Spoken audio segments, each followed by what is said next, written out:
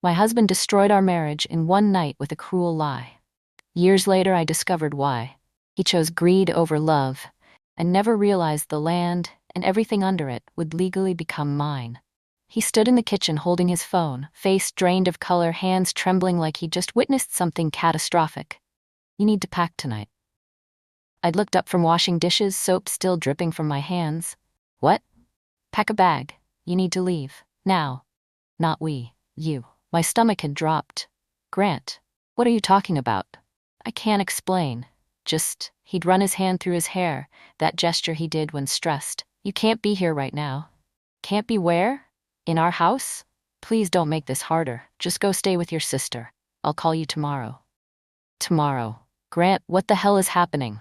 He'd turned away, gripping the counter. His shoulders had been rigid, defensive. "You wouldn't understand. Just trust me. You need to leave." The air had felt too thin.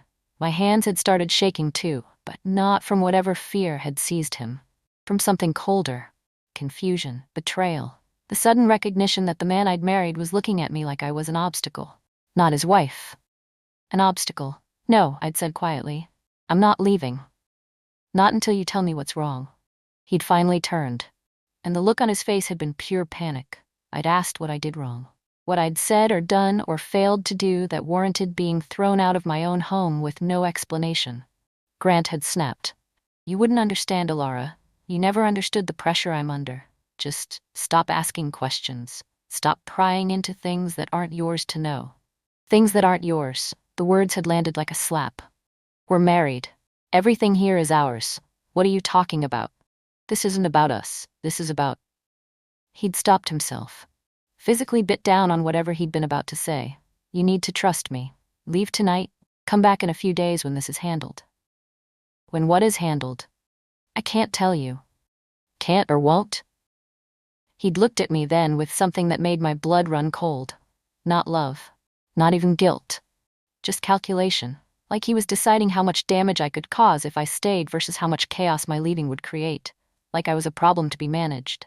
"Won't," he'd said finally. "Because it's safer if you don't know." Safer for whom? I'd wanted to ask. But his face had already told me the answer. Safer for him. He'd locked the back door behind him that night.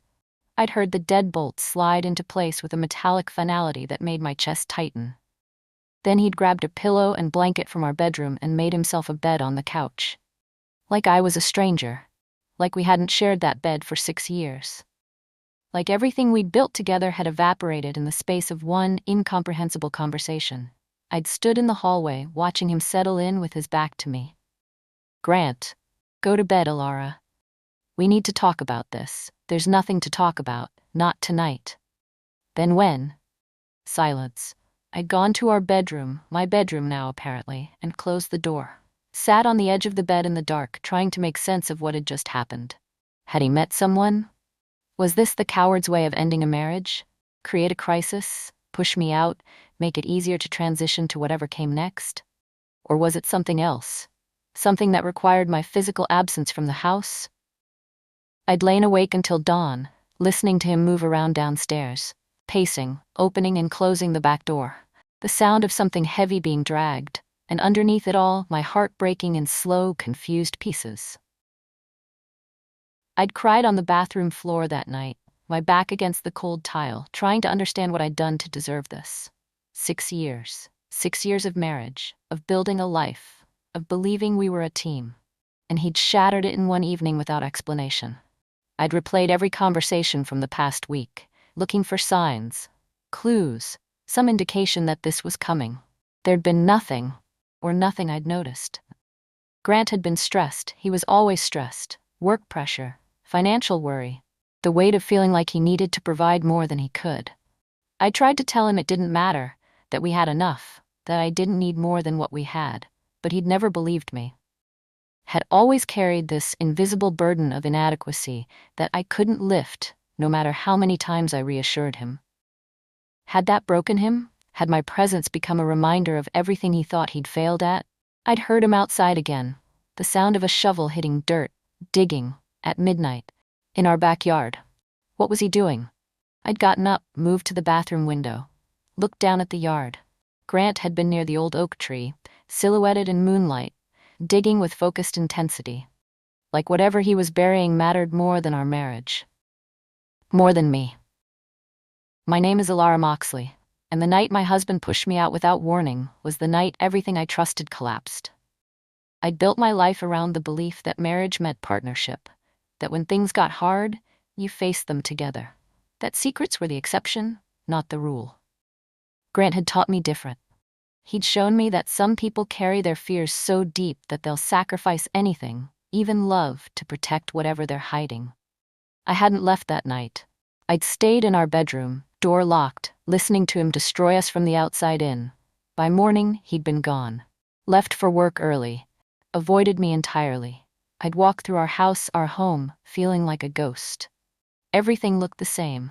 The coffee maker we'd bought together. The photos on the wall. The couch where we'd spent countless evenings. But it all felt foreign now. Like set pieces in a play I was no longer part of. The backyard had shown fresh dirt near the oak tree. Disturbed soil carefully smoothed over, grass trampled. Whatever he'd buried deep. And whatever trust we'd had, he'd buried deeper. I'd stood at the back window and made a decision. I wouldn't leave. I wouldn't make this easy. If Grant wanted me gone, he'd have to say why. And if he couldn't, I'd find out myself. I'd believed he fell out of love. That's what I told myself in the weeks that followed. People do. It happens. Love fades or transforms or dies quietly under the weight of unmet expectations. Maybe I hadn't been enough. Maybe he'd wanted someone different. Someone who understood his ambition or his fears or whatever drove him to lock me out of parts of himself I'd never even known existed. It hurt. God, it hurt. But it hurt less than other possibilities. Less than betrayal. Less than cruelty. Less than believing he'd destroyed us for reasons I couldn't even comprehend. So I'd chosen the simpler story. He stopped loving me. And I'd started the painful work of accepting it. I'd moved through our house like a guest, cooked meals he didn't eat with me, slept in a bed he no longer shared, existed in spaces that felt smaller every day. Grant had become a stranger who happened to live in the same building. We'd pass each other in hallways, make polite, empty small talk, avoid any conversation that might require actual honesty. And slowly, quietly, I'd started to grieve. Not just the marriage, but the version of myself who'd believed in it. The woman who'd trusted completely, who thought partnership meant transparency. She was disappearing, and I'd let her go, because holding on to hope hurt more than letting it die. Grant had rushed the separation, pushed for it with an urgency that felt desperate rather than decisive. "We should make this official," he'd said one morning over coffee. Neither of us was drinking. "File papers, move forward." "Are you sure that's what you want?" "It's what's best." Not what he wanted. What was best. Like there was a correct answer to the equation of our failed marriage and he'd calculated it without my input. "We could try counseling," I'd offered. One last attempt at salvaging something. "No." The word had been immediate, absolute. "Why not?" "Because it won't help. It's not something talking can fix." "How do you know if we don't try?" Grant had looked at me then with something that might have been regret or might have been relief. "Distance is safer, Alara, for both of us." Safer. He'd used that word again. Safer from what? From making this worse than it already is. He'd contacted a lawyer that week, drawn up papers, presented me with dissolution terms that were almost aggressively generous. He'd give me the house, the car, more than his fair share of our modest savings, like he was paying me to disappear quietly. And I'd been too heartbroken to question why. He'd avoided eye contact when I asked why the house mattered so much to him now. We'd been signing papers in the lawyer's office, dividing our life into neat legal categories, marking the end with official stamps and signatures. "You're giving me the house?" I'd asked, confused. "It's worth more than everything else combined." Grant had stared at the document. "You love it, you should have it." We both loved it, we chose it together. "Things change. Grant," I'd leaned forward trying to catch his eyes. "Why don't you want the house anymore?" He'd shifted in his seat, uncomfortable. Trapped. "I just don't." "Does it matter?" "Yes, it matters. A year ago you were talking about renovations, about building a deck, about this being our forever home. Now you can't sign it away fast enough." People change their minds. Not like this, not this completely. The lawyer had cleared her throat. uncomfortable with the tension. Grant had finally looked at me, briefly, his expression carefully neutral. I don't want to fight over property, Alara. Take the house. Build whatever life you want there. I'm moving on. Moving on, like our marriage was a phase, a temporary stop on his way to whatever came next. I'd signed the papers because I didn't have the energy to fight, but I'd filed that moment away. That avoidance, that desperate need to be rid of the house. Something wasn't right. During the divorce, he'd insisted I keep the house with an intensity that had felt wrong. Not generous. Wrong. When my lawyer had suggested we sell it and split the proceeds, the fair option, the clean option, Grant had shut it down immediately. No, the house is hers. Mr. Moxley, the property represents significant equity. Are you certain you want to waive your claim? Completely certain. My lawyer had looked at me with raised eyebrows, silently asking if I understood what was happening. I hadn't, but I'd nodded anyway. Grant had pushed through every other aspect of the divorce with similar speed. Signing documents without reading them. Agreeing to terms that favored me. Rushing toward the finish line like staying married one more day might kill him. I'd thought it was guilt. That maybe he'd met someone and wanted to be free quickly. Cleanly, without the mess of prolonged conflict. But he'd never mentioned anyone, never gave any indication there was someone waiting. He just wanted out, and he'd wanted me in that house. The house he'd been so desperate for me to leave a year earlier. The house he'd guarded like it contained something more valuable than our marriage. Now he was giving it to me, insisting I take it. The contradiction should have been obvious, but I'd been too broken to see it. I'd signed the papers thinking I lost a marriage, not knowing I had gained something else entirely. The divorce had been finalized on a Tuesday. Simple. Undramatic. A judge's signature transforming us from partners to strangers with shared history. I'd walked out of the courthouse alone. Grant had left immediately after, didn't even look back. And I'd returned to the house that was now solely mine. Stood in the living room looking at furniture we'd chosen together. Walls we'd painted, windows we'd cleaned side by side on Saturday mornings. It had all felt hollow, like living in a museum dedicated to something dead. But it was mine. Legally. Completely. No shared ownership. No need to consult anyone about repairs or changes or whether to keep it or sell it. Mine. I'd walk through each room, relearning the space as a single person.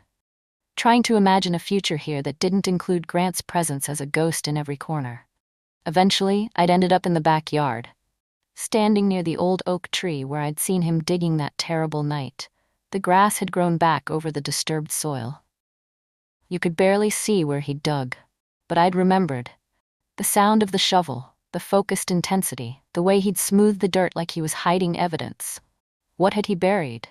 At the time, I'd thought maybe it was symbolic, burying our marriage, literally putting something to rest. Now, 3 months after the divorce, I'd started to wonder if it had been something more literal, more valuable, more worth destroying a marriage to protect. Years had passed, 3 of them. I'd rebuilt my life in pieces. New job, new routines, new version of myself that didn't include Grant Moxley or the woman I'd been when I'd loved him. The house had become mine in more than legal terms. I'd repainted, rearranged, made it reflect who I was now rather than who we'd been together. And then he'd started showing up, not at the door, never announcing himself, just appearing in the yard. I'd see him from the kitchen window, walking the perimeter, always near the oak tree, always with that same focused intensity I remembered from the night everything fell apart. The first time, I'd thought maybe he was nostalgic, visiting the home we'd shared, processing whatever regrets he carried. But he'd never come to the door, never tried to talk to me. Just walked the yard, measured something invisible with his steps, and left. The second time, I'd gone outside. "Grant, what are you doing here?" He'd startled, looked caught. "Just checking on the tree. Making sure it's healthy." "The tree? Yeah, I planted it. I just wanted to make sure it was doing okay." He hadn't planted it. The oak had been there when we'd bought the house. "You need to leave." "I know, I'm sorry. He'd looked at the ground near the base of the tree. "I'll go." And he had, but he'd come back, again and again. Always the yard, always the tree. Never an explanation that made sense. He'd pace near the old oak tree like he was counting steps, measuring distance, calculating something only he understood. I'd started watching him from inside. Not confronting, just observing. The pattern was always the same. He'd park down the street, walk up like he had every right, head straight to the oak tree. Then he'd walk circles around it. 10 steps out, 5 steps left, back to center. Like he was trying to remember exactly where something was, or checking if it was still there. Once, I'd seen him crouch down, put his hand on the ground, press against the soil like he was testing its firmness. Then he'd stood quickly, looked around to see if anyone was watching, and left. It had been raining that week. The ground had been soft, and where he'd pressed his hand, I'd noticed something later. A slight depression in the earth. Like the soil underneath had settled differently than the rest of the yard. Like something beneath the surface had created a void. I'd stood at that spot after he'd left, looking down at the ground that had once been disturbed, then carefully covered, then grown over with grass that never quite looked right. And for the first time since the divorce, I'd felt something other than grief. I'd felt suspicious. What had Grant buried? And why did it matter enough for him to risk trespassing 3 years later? After rainstorms, the soil dipped in the same spot. Just slightly, enough that water would pool there before draining. I'd noticed it after a particularly heavy rain. The yard had been waterlogged, puddles everywhere. But near the oak tree, in that specific spot Grant kept returning to, the water sat deeper. Like the ground beneath had compressed more than the surrounding earth. Soil settles, I knew that. Especially soil that's been dug up and refilled. It compacts differently, creates depressions that take years to level out. But this depression was directly where Grant had dug that night. Where I'd heard the shovel hitting dirt at midnight. Where he'd spent hours doing something he'd never explained. I'd walked the yard in rain boots, checking the grass growth patterns. Most of the lawn was thick and healthy. But in that one spot, the grass grew sparse. Thinner. Like the soil composition was different underneath. Like something was preventing deep root growth. I'd crouched down where Grant had crouched, put my hand on the damp ground. The earth felt solid enough, no obvious hollow, no immediate indication that anything was wrong. But something was there. I knew it with the same certainty I'd known that night that Grant was lying when he'd told me to leave. My instincts had been right then. They'd just taken 3 years to be proven. Now I needed to trust them again. I'd remembered him digging late one night before everything fell apart. The memory had come back in pieces, fragments I'd suppressed because they hurt too much to examine. That last normal week. Before Grant had told me to leave. Before he'd destroyed us without explanation. He'd been stressed, more than usual, taking phone calls in private, disappearing for hours without saying where he'd gone. And then that night, the night before he'd told me to pack, I'd woken up around 2 a.m. and reached for him. Found the bed empty, assumed he'd gone to the bathroom, or couldn't sleep and was watching TV downstairs. But then I'd heard it. The rhythmic sound of metal hitting earth. I'd gotten up, looked out the bedroom window. Grant had been in the backyard with a shovel, digging near the oak tree. The motion detector light had cast harsh shadows across his face. He'd looked determined, almost frantic, digging deep, then setting something into the hole, something I couldn't see from the window. Then he'd filled it in, smoothed the dirt carefully, scattered leaves over the disturbed earth. I'd gone back to bed before he'd come inside, pretended to be asleep when he'd finally returned. Asked him about it the next morning. Why were you digging in the yard last night? Just fixing a drainage issue. At 2 a.m.? Couldn't sleep, figured I'd be productive. I'd accepted it because I'd wanted to. Because questioning him meant confronting something I wasn't ready to see. But now, 3 years later, I understood. He hadn't been fixing anything. He'd been hiding something. For the first time, I'd wondered if our marriage didn't end because of love, but fear. Not fear of me. Fear of what I might discover if I stayed. Grant hadn't fallen out of love, hadn't met someone new, hadn't grown tired of our life together. He'd buried something valuable in our backyard and panicked when he'd realized I was still there. Still present, still capable of noticing things. So he'd pushed me out. Created a crisis. Made me believe the problem was us rather than what he'd hidden. And when that hadn't worked, when I'd refused to leave, he'd escalated. Filed for divorce. Given me the house because forcing me out would have raised questions. Better to divorce me and let me keep the property than risk me discovering what he'd buried. He'd gambled that I'd sell. Move on. Never question the strange dirt patterns or the depression near the oak tree. But I'd stayed, made it my home. And now, 3 years later, he was still coming back. Still checking on whatever he'd hidden. Which meant it was still there. Still valuable enough to risk trespassing for. Still worth more to him than our marriage had been. I'd sat with that knowledge for days, turning it over, testing it against everything I knew about Grant. He'd always valued security over everything else. Financial stability, the appearance of success, being able to provide. What had he buried that served those values better than a wife who loved him? Money? Jewelry? Something stolen? Something illegal? I didn't know yet, but I was going to find out. I'd hired a surveyor quietly. No digging, no confrontation. Just professional assessment. Lyle Brenner had arrived on a Tuesday morning in a truck that said Brenner Land Survey in faded letters. He was older, practical, the kind of man who spoke only when necessary and never asked questions he didn't need answers to. You mentioned ground irregularities? He'd asked, pulling equipment from his truck. Near the oak tree. The soil seems disturbed. I want to know if there's something underneath. Lyle had nodded. Set up his equipment. Spent an hour taking measurements, using ground-penetrating radar, mapping the subsurface composition. I'd watched from the porch, coffee going cold in my hands. When he'd finished, he'd come to the porch with a printout. There's definitely something there, he'd said, pointing to an anomaly on the scan. About 4 feet down. Rectangular. Dense. Not natural formation. How big?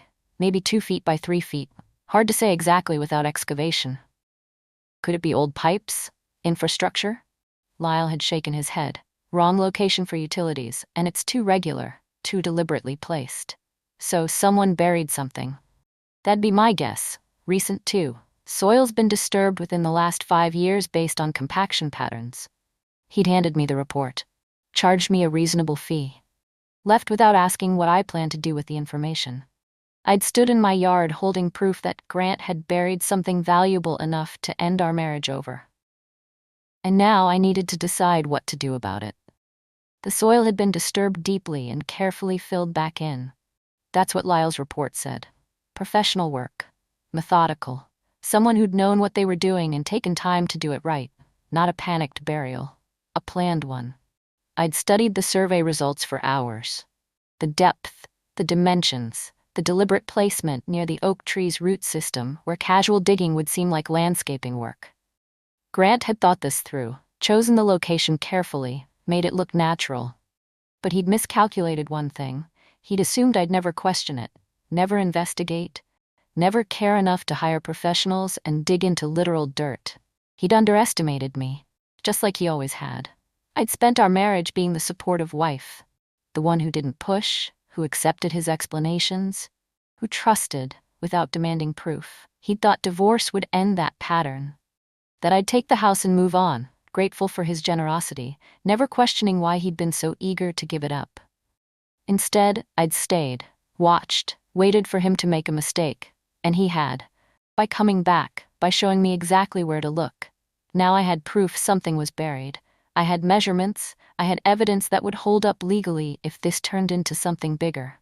All I needed now was permission to dig, and I knew exactly who to ask. I'd spoken to a lawyer and learned something that changed everything. The land was legally mine. Maureen Holt's office was small but immaculate, everything precisely organized, every surface clean, the kind of space that inspired confidence through its attention to detail. You own the property outright? She'd confirmed, reviewing my divorce papers. Yes, it was transferred to me as part of the settlement. And you want to excavate your own yard? Yes, but I want to make sure I'm legally protected, in case what I find has complications. Maureen had looked at me over her reading glasses. Complications meaning? Meaning I don't know what's buried there, but my ex-husband buried it, and he keeps coming back to check on it. Trespassing? Yes, multiple times. Have you documented these visits? Photographs, dates, times. He doesn't know I've been tracking it. Maureen had nodded approvingly. Smart, and yes, you have every legal right to excavate your own property. Whatever you find belongs to you as the landowner, unless someone can prove ownership predating your deed. even if my ex-husband buried it? Especially then.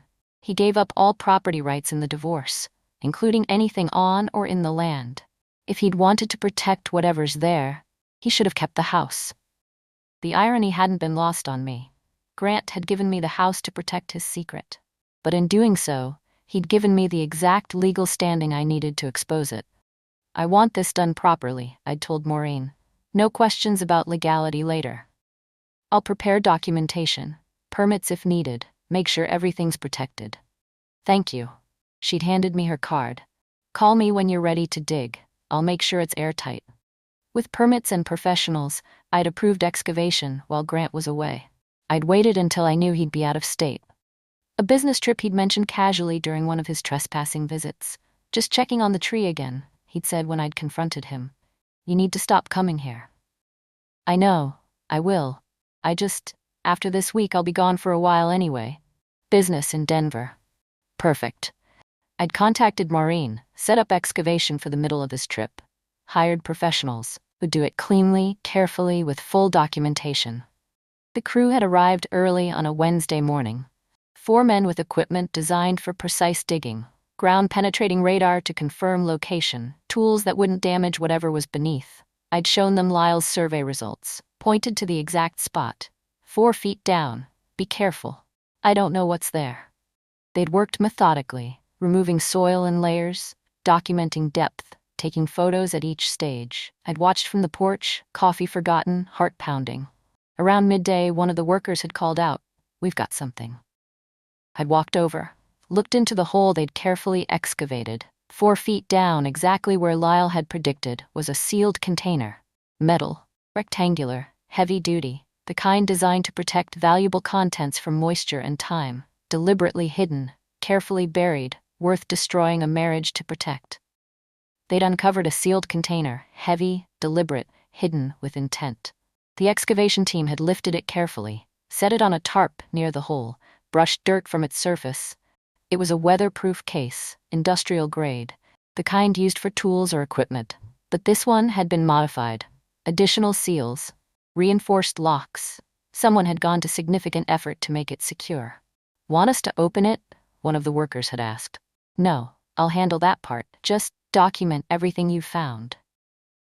They'd taken photographs from every angle, measured the container, noted the depth and location, created a record that would prove exactly where this had come from and who'd found it. Then they'd filled in the hole, restored the yard, made it look like nothing had ever been disturbed. But everything had been disturbed.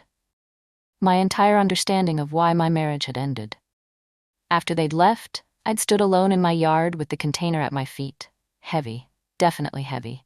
Whatever was inside had weight, substance. I'd thought about calling Maureen, making sure I had legal protection before opening it. But this felt personal, private, something between me and the man who'd chosen this over our marriage. I'd carried it inside, set it on my kitchen table, sat staring at it for an hour before finding tools to break the seal. And when I'd finally opened it, I'd understood everything. Why Grant had panicked, why he'd pushed me away, why he'd given up the house just to keep this secret. Inside were valuables worth more than he'd ever earned honestly, more than we'd made in our entire marriage, more than anything he could have explained away. The contents had taken my breath away. Jewelry, cash, documents, all carefully packed in waterproof layers.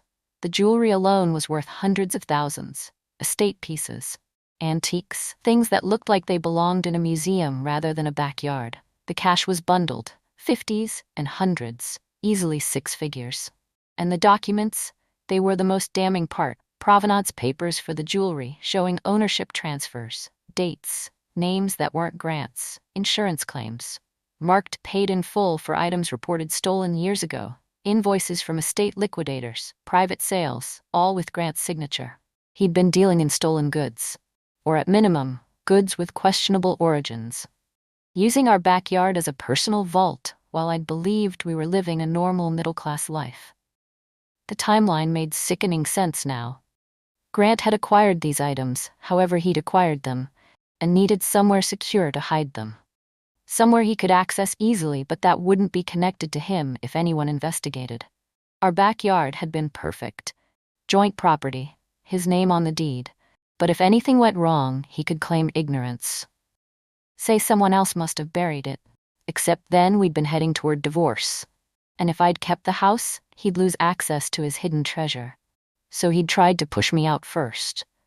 When that failed, he divorced me, but insisted I keep the house, gambling that I'd eventually sell or that he could retrieve everything before I discovered it. He protected his stolen wealth over our marriage, and now all of it was legally mine. I'd handled everything legally. No calls to Grant, no messages, no warning, just documentation, evidence, professional handling of items that clearly had complicated histories. I'd called Maureen first. I need you to see what I found. She'd come within the hour, looked at the contents spread across my kitchen table with carefully controlled expression. This is beyond my expertise, she'd said finally, but I know someone who handles asset recovery and provenance verification. Within a week, I'd had experts examining everything, authenticating, tracing, building a paper trail that showed exactly where each item had come from. Some were legitimately purchased, estate sales, auctions, legal transactions. Grant had simply chosen to hide rather than report. Others were more questionable. Matches to insurance claims, items reported stolen that had somehow ended up in Grant's possession. Nothing that definitively proved criminal activity. But enough irregularities to warrant attention. Maureen had coordinated with authorities, turned over items with clear provenance issues, retained those that appeared legitimate. Through all of it, I'd said nothing to Grant. Let him return from his business trip. Let him make his next trespassing visit to check on his buried treasure. Let him believe it was still safely hidden. The moment of realization would be better if it came as complete surprise, just like he'd surprised me 3 years ago. One day, he'd returned with tools. I'd watched from the window as he'd parked down the street and walked up to my yard like he owned it. Not checking this time. Retrieving. He'd brought a shovel, a pry bar, everything he'd need to dig up his container and disappear with it. Must have decided the risk of me discovering it was finally greater than the risk of removing it. Or maybe he'd just gotten desperate for the money. Either way, he'd walked straight to the oak tree, found the spot where he'd buried his secret 3 years ago, and started digging. I'd let him dig for 10 minutes, watched him work through the soil, expecting to hit metal any moment. But the hole had just gotten deeper and emptier. Grant had dug frantically, widened the hole, gone deeper than the original burial. Nothing. He'd stood there in the pit he'd created, covered in dirt, staring at empty earth. That's when I'd walked outside. Looking for something, he'd spun around, face white. Caught. Alara, I can explain. The oak tree had to come down last month, I'd said calmly. Root rot. Very sad. Had to dig deep to remove the whole root system. Understanding had dawned in his eyes. Horror. No. Found something interesting during the excavation. You should have told me you'd buried hazardous materials. Could have saved me a lot of paperwork. Where is it? Being handled appropriately, through legal channels. Maureen Holt has been very helpful. Grant had climbed out of the hole, stood there shaking. You had no right. I had every right. It's my property, remember? He'd opened his mouth, closed it, realized there was nothing he could say that wouldn't make things worse. I'd walked back inside, locked the door, left him standing in my yard next to the hole where his treasure used to be, where our marriage used to be. Both gone, both his fault. He'd stood there frozen, understanding without a word that I knew, and he'd lost. I'd watched through the window as reality settled over him, all of it. The divorce, the insistence I keep the house, the years of trespassing, all of it had been to protect something that was gone. And not just gone. Legally transferred to me. Documented. Processed through attorneys and authorities. He couldn't claim theft.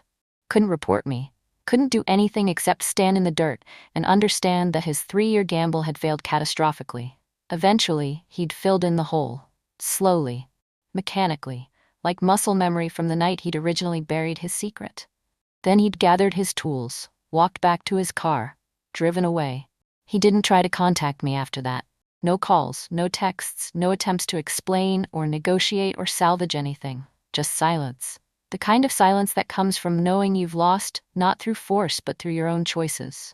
He'd chosen wealth over love, secrets over partnership, control over trust, and in protecting those choices, he'd handed me everything. The house, the land, the buried treasure, the legal standing, the moral high ground, all of it. I'd rebuilt my life with what he'd chosen over me. Turned the house into a home that reflected who I was rather than what we'd been. Used portions of the recovered assets, the legitimate ones, to create security I'd never had. Donated the questionable items, let authorities sort out their complicated histories, and moved forward. Not as Grant Moxley's ex-wife, just as Alara, free, clear, unburdened.